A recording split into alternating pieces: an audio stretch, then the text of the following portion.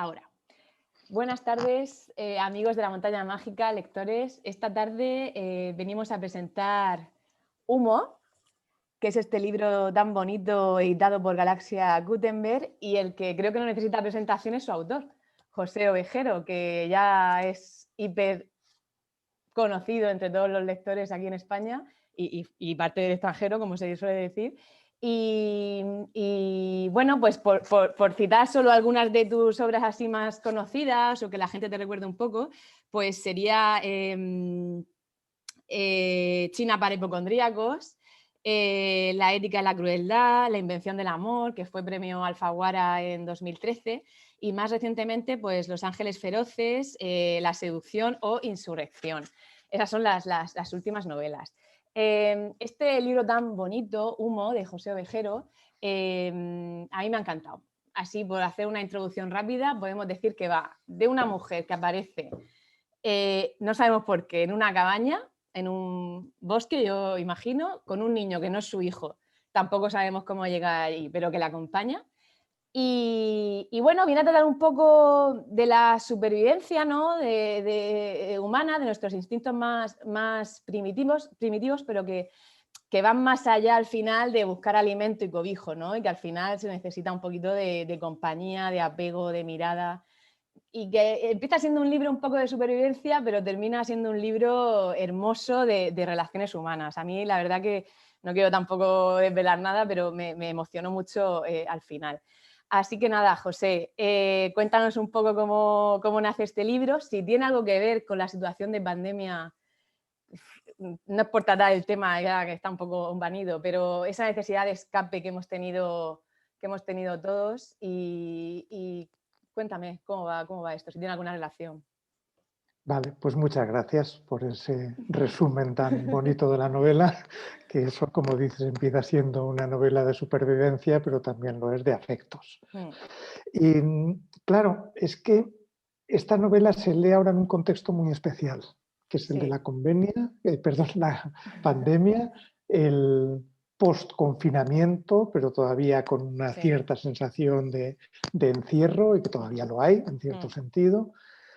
Pero la novela está escrita antes, no tiene nada que ver.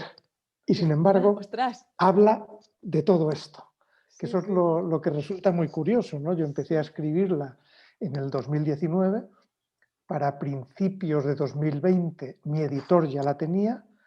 Lo que pasa es que retrasamos también la salida porque se nos vino todo esto encima y dijimos no es buen momento para sacar la novela y decidimos sacarla este año.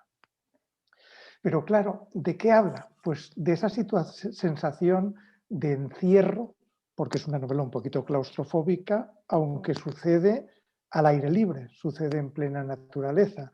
Habla de la fragilidad y la vulnerabilidad, habla de cómo sacar fuerzas y energías allí donde parece que ya no las hay, de cómo los afectos al final son necesarios para la supervivencia. Y claro, lo que me pregunta todo el mundo, que no lo sabe, es, claro, esta novela ha salido, la has escrito durante el confinamiento, se nota. No. ¿Qué pasa? Pues que yo creo que todo eso que nos ha pasado durante el confinamiento, en el fondo ya estaba ahí. Lo que pasa es que no éramos conscientes. Quiero decir, ya hemos tenido varias epidemias seguidas que eran un toque de atención, una amenaza de lo que podía pasar.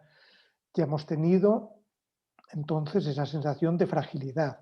También por la crisis económica y por otro montón de razones vivimos con esa sensación de no pensar mucho en el futuro porque tenemos que pensar en el presente, en lo inmediato. Vivimos también desde hace tiempo con la sensación de que la naturaleza se comporta de manera extraña, que es otro de los elementos de la novela, ¿no? Y claro, una manera de comportarse de manera extraña es un nuevo virus, pero también lo es el calentamiento global. Entonces, todo eso que ahora cristaliza ya estaba ahí. Y lo que hace Humo es recoger eso que ya estaba, aunque todavía no había estallado, por así decirlo. Efectivamente, es que de primeras te podría decir, bueno, es un libro un poco distópico, ¿no? Pero no, porque yo lo leí nada más que salió y yo soy una chica de ciudad, tengo la desgracia de no tener pueblo, mi familia no tiene pueblo, o sea, no tenemos un sitio donde escapar. Y lo primero que pensaba es, qué poquito duraría yo. ¿no? Si esto se complicara un poquito más, porque no tenía nociones de nada, ¿no? De las nociones de supervivencia que aparecen en la obra, ni idea. Entonces sí que, como tú dices, ha venido muy al cuento, ¿no? Qué casualidad, o que también es una manera de disfrutar más la obra, ¿no? De vivirla más, incluso de generar cierta tensión en el lector. Y a propósito de esto del lector, que te he leído por ahí ya respecto a anteriores obras tuyas, que a ti te gusta hacer trabajar al lector, hacer trabajar su imaginación. Y claro, yo constantemente me preguntaba, pero ¿cómo ha llegado esta mujer aquí, no? ¿Qué ha pasado y cómo ha llegado este niño? No sabemos ni sus nombres siquiera en toda la novela. ¿En tu cabeza sí que hay un motivo por el que llegan ahí? ¿O tampoco? No, No, tampoco. no. Luego eso lo empiezo a pensar después, Mm. pero procuro no pensarlo mientras estoy escribiendo. Yeah. He intentado evitar al máximo las explicaciones en esta novela. ¿Por qué? Porque sí me di cuenta muy pronto de que estaba construyendo una burbuja. Y si empiezo a hablar del pasado, de por qué ha ido ahí, a dar explicaciones, nos salimos de la burbuja, se rompe. Y yo quería que los lectores tuviesen la sensación de estar ahí dentro, de estar con la mujer y con el niño y con la gata Sí, dentro de la cabaña, es verdad que no la he nombrado. Miss Daisy, que nos faltaba, Es verdad. dentro de esa cabaña, en esa naturaleza que resulta hostil y difícil de entender. Y por eso intenté vencer siempre la tentación de explicar por qué ha llegado el niño ahí, quiénes son sus padres, ha estado en un orfanato, por qué no habla, o por qué habla de esa manera tan peculiar que tiene, ¿no? Y tan rara vez. Y yo mismo no quería saberlo, porque pensé, voy a limitar a mis personajes. Olvídate. Sí. Intenta contar su día a día y lo que están sintiendo y viendo y haciendo en ese momento, nada más. Por eso es una novela también tan breve, porque se centra en esa inmediatez de las situaciones. ¿Qué pasa? Que luego, cuando has terminado, entonces primero te haces tus preguntas, segundo, te la hacen los periodistas o los lectores. Y entonces ya sí empiezas a pensar más. Y hubo un librero de Madrid, de la librería Harcha, que me dijo, oye, yo es que me puedo imaginar que esta mujer es la protagonista de tu novela anterior un tiempo después. Y de pronto pensé, claro, podría ser Ana, la novela anterior es Insurrección, y habla de una chica que se va a una casa ocupada, que no quiere saber nada de la vida que han previsto sus padres y la sociedad para ella, esa vida competitiva de ser la mejor, de ser la más fuerte, para luego tener un salario precario y una situación precaria. Y esa chica que incluso se acerca a la resistencia violenta, pero que no la tiene clara, me la imaginaba tiempo después más desengañada. Digo, claro, podría ser una mujer que decide, de verdad me voy a una cabaña en el bosque y no quiero saber nada más de todo esto. Esa dureza que ya tiene Ana de adolescente en Insurrección y que aparece también en La mujer de humo, o en Andrea, que en realidad no se llama Andrea, pero en un momento dice ese nombre. Es verdad, sí. Bueno, entonces podría venir de ahí, pero en el fondo da igual. En el fondo yo creo que lo que importa es esa situación que he creado ahí dentro. Vicente y yo, hablando de tu novela y teniendo en cuenta que tú eres un hombre de mundo, bueno, que no lo he dicho, pero eres poeta, ensayista, has escrito libros de viajes, hemos pensado en un tema más de inmigración o más que de inmigración, de desplazados climáticos. Lo hemos comentado por ese Bueno, lado. es una posibilidad, es verdad que también se llama humo porque hay fuegos a lo lejos que no sabemos tampoco muy bien de dónde vienen y que generan un poco esa amenaza constante, lo mismo que esas nubes de abejas que de pronto, en lugar de desaparecer las abejas, como nos decían, lo que hacen es multiplicarse de una manera tremenda. O sea que sí es verdad que el tema del medio ambiente y posibles desequilibrios en él está ahí, pero francamente no me planteé que la mujer apareciese en esa cabaña como desplazada climática. Claro. También otra sensación que refleja mucho el libro es la soledad, ¿no? La soledad de todos los personajes, que bueno, aparecen pocos, pero aparece una familia por ahí, aparece un hombre, aparece luego otro hombre, pero todos están muy solos. Ujú. No sé si tiene algo que ver con la soledad que nos invade un poco en la sociedad actual. Sí y no. Quiero decir, sí y no, me explico. Cuando hablamos de soledad, hablamos del silencio entre los personajes, inmediatamente pensamos en connotaciones negativas, ¿no? Sí. La falta de comunicación del ser humano, del hombre moderno, la mujer moderna, la soledad en las grandes ciudades, etcétera. Y es verdad que puede tener esa parte negativa, pero yo creo que en la novela también hay, no voy a decir una reivindicación, que sería excesivo, pero un aprecio por el placer de la soledad, por el placer del silencio. Ella misma, cuando habla de la situación en la que está con ese niño, dice, hacemos las cosas que tenemos que hacer, estamos juntos, apenas hablamos, qué bien, ¿no? Mm, No nos mentimos, dice mm, también. Entonces hay un aprecio también por esa parte, porque esa soledad, ese silencio, te permite también, y permite en la novela, esos momentos de belleza. Yo creo que aunque pueda ser una novela un poco oscura en algunos tramos, también hay esos momentos en los que ella de pronto se queda viendo el paisaje y se maravilla de lo que hay allí. Pues ese silencio y esa soledad lo potencian. No hay esa especie como de estímulo continuo de conversaciones, de ruidos, de movimientos.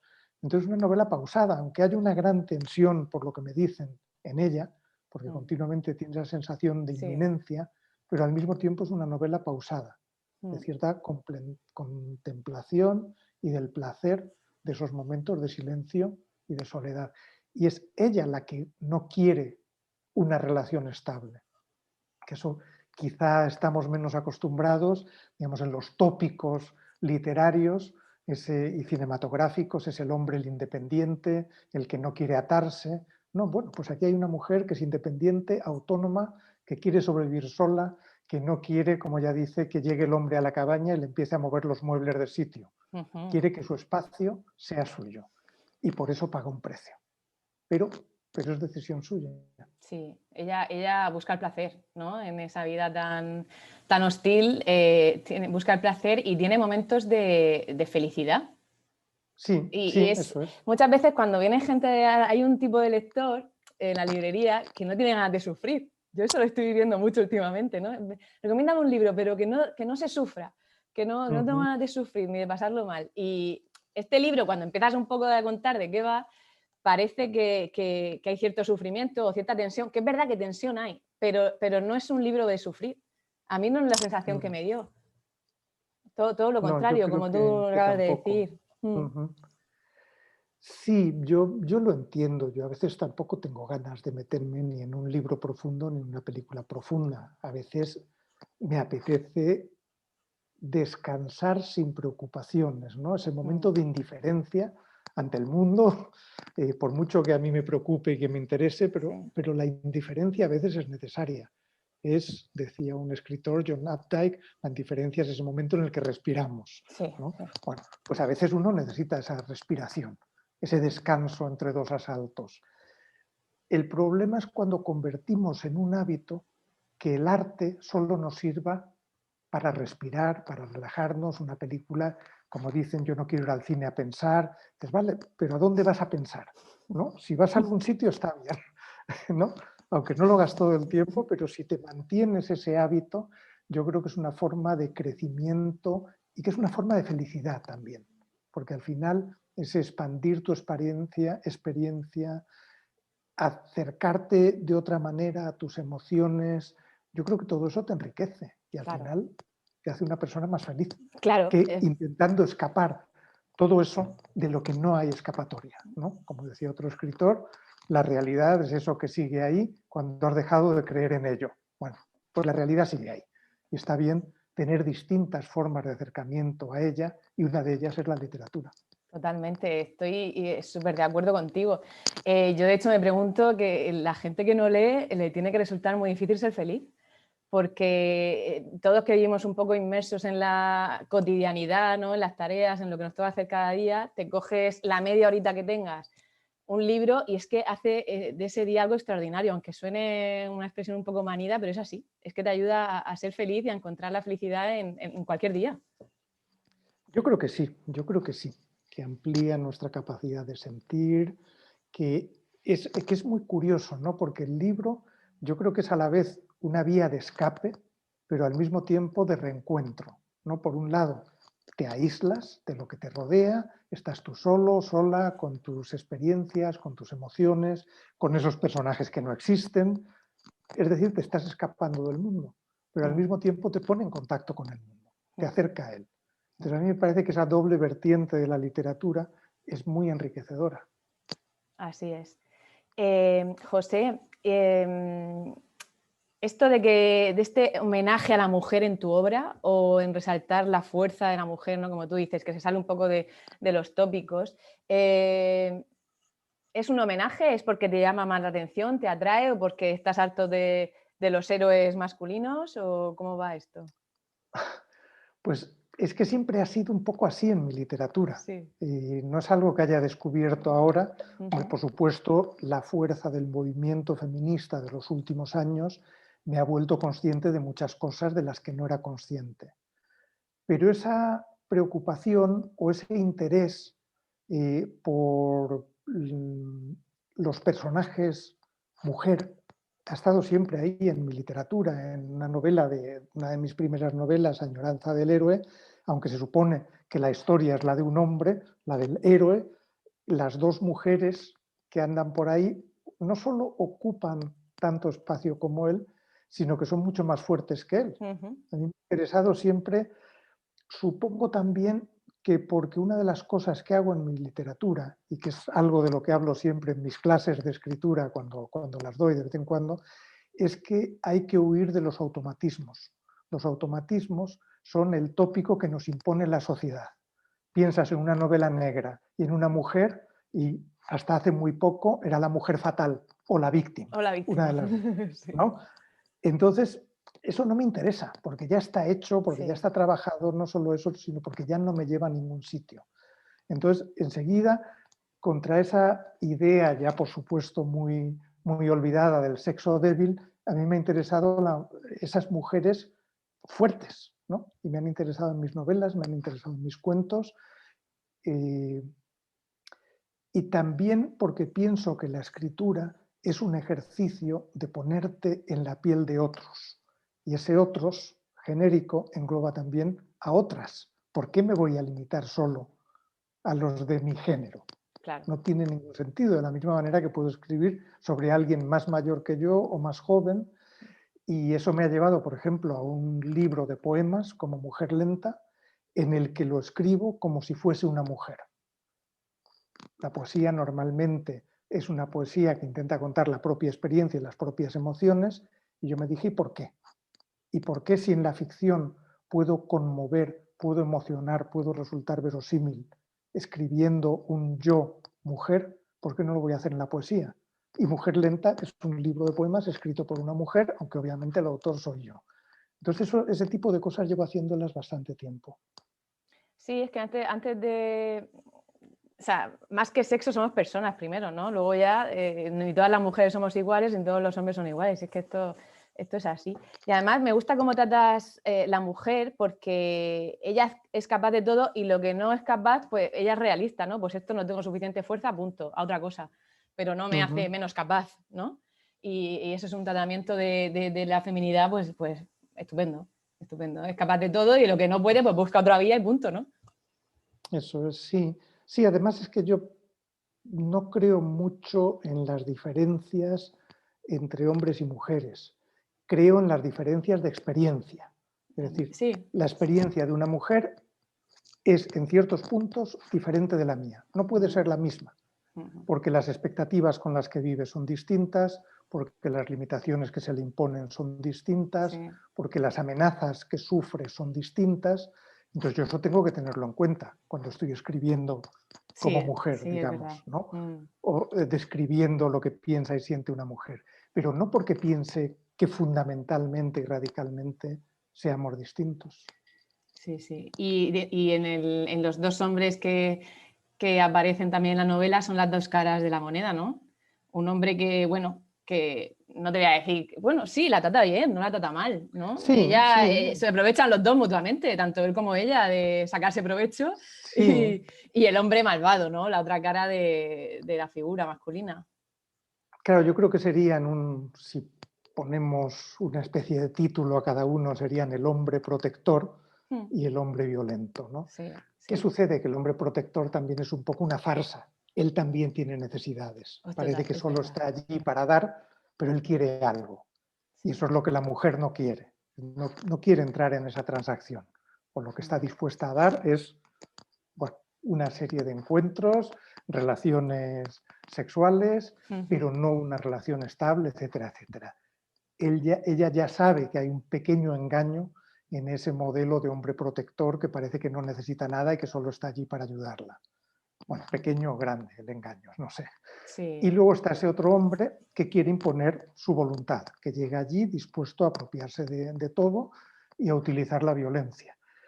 Y ella, a mí me resulta interesante que tampoco hace un juicio moral, sencillamente ve lo que se le viene encima y empieza a pensar cómo defenderse de eso. En ese sentido es una mujer muy práctica. te lo iba a No hace un decir, juicio sí, negativo sobre la violencia del otro, no, no, intenta no, entender la violencia del otro, ¿no? sí. Y bueno, esos son los dos modelos, digamos, con los que se enfrenta. Ella es muy práctica, como dices, y las pequeñas trampas emocionales que tiene son con el niño, ¿no? Sí, porque ahí es complicado. Sí, Ella que no quiere ataduras, que no quiere ni depender de nadie, ni que dependan de ella, se encuentra con algo que es que los afectos son inevitables. sí, Tu cabeza te puede decir, como le dice a ella, no depende de ti, olvídate, tú no eres responsable, que se las arregle solo, pero hay afectos que surgen de una mm, manera espontánea, seas hombre, seas mujer, da exactamente igual. ujú, Entonces a mí me parece que es una de las partes más bonitas del libro, que a mí como escritor me satisface más, cómo en esos dos individuos, la mujer y el niño, que apenas comunican, se van creando corrientes de afecto mutuo que a menudo no necesita palabras, pero lo notas en ciertos momentos, en ciertas cosas que hace a la mujer un poco sí, contra su voluntad. Bueno, sí, sí, están ahí. sí, sí, sí, así están. Pues José Ovejero, a mí me ha encantado el libro. Además, va por la segunda edición, ¿no? Ya. Sí, sí, eso es, sí. Sí, o sea que lo tenéis en La Montaña Mágica, lectores, no os lo perdáis. Nosotros lo recomendamos muchísimo, a mí me ha encantado. Y nada, José, un placer. Pues igualmente. Esperemos que volver a encontrarnos en otra ocasión. Espero que sí. Estaba Hay... previsto que os visitase el año pasado, pero se Ah, lo llevó por delante el ya, coronavirus sí, sí. y Nosotros el hemos adoptado confinamiento. esta agenda, pues ¿No? bueno, virtual, que mejor es que Sí, nada, pero es verdad que el eso. contacto hace mucho. Bueno, Hace ya mucho. llegará. Sí, ¿estamos trabajando en algo nuevo? Sí, sí, estoy trabajando en algo nuevo, tengo un par de cosas ya muy avanzadas, pero prefiero no decir más Ay, por vale, ahora. vale, vale, Ya nada, hablaremos de no ello. te pongo contra Ya las cuerdas. hablaremos. Vale, vale, ¿Mm? vale. Pues nada, José, muchísimas gracias. Pues nada, a ti y hasta muy pronto. Hasta pronto, un Adiós. saludo, chao. Adiós.